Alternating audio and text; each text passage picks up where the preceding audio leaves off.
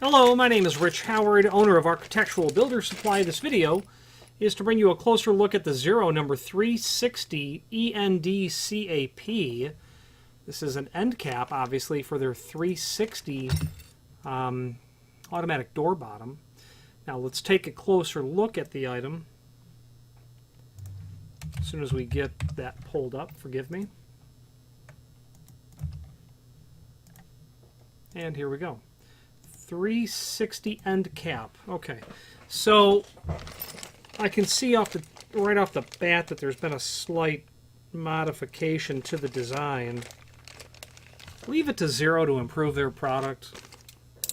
The 360 is an automatic door bottom. You might have a need for end caps only for a 360, and here they are. And this video is really just to simply serve as visual and dimensional evidence of the item. Obviously the hinge side, obviously the lock side. The improvements, I don't recall the welded angle brackets on the back.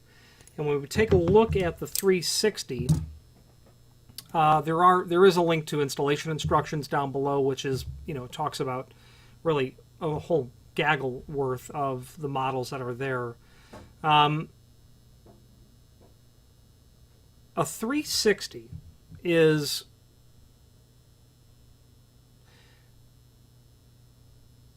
going to permit you with this ledge, and I don't understand.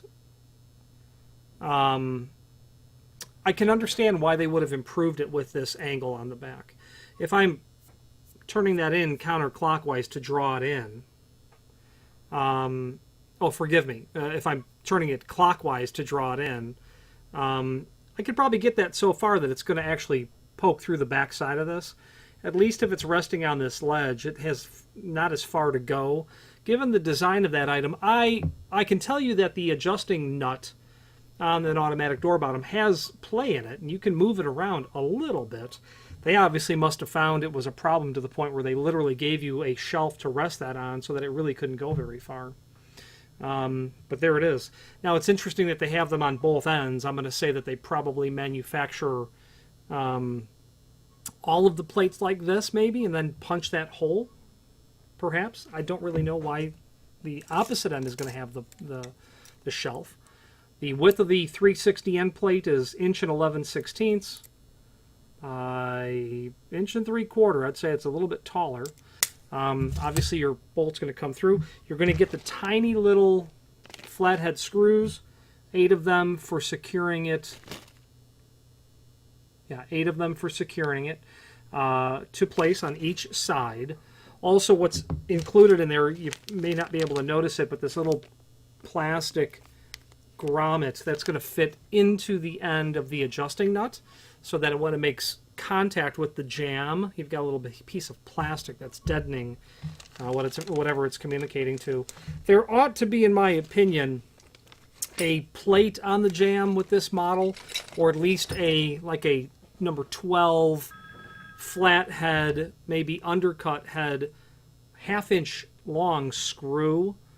If it's a wood frame, that you would pre-drill a hole, then countersink it with a VIX bit for a number 12 head, and get a screw put in the frame so that the bolt can actually hit the head of the screw, because you'll create a divot in that wood frame over time. If it's a steel frame, that tiny little rubber grommet I'm sure would be adequate. If you have any questions on the Zero 360 end cap set for the 360 automatic door bottom, there's a handing attribute that's currently there. It will be gone by the time you see this video. This is the door bottoms are not handed. The caps are certainly not handed. We like to know the handing, although actually, in all fairness, a 360, yeah, there'd be no handing to that. Sometimes when you've got a mortised door bottom where there's an internal pile that runs on the drop bar itself, I would like to think I'd want that in the proper position for my orientation. I probably would want it tucked up close to the door to prevent the intrusion of that material. So that's where handing would come into play, that a lot of people don't recognize. Hey, why do you want to know the hand? Well, it's always nice to know the hand of the door, but there'd be no reason at all to know the hand of the 360 other than it's good information to know. Any questions on the Zero 360 end cap or any other Zero product, please feel free to reach out to us. And thank you.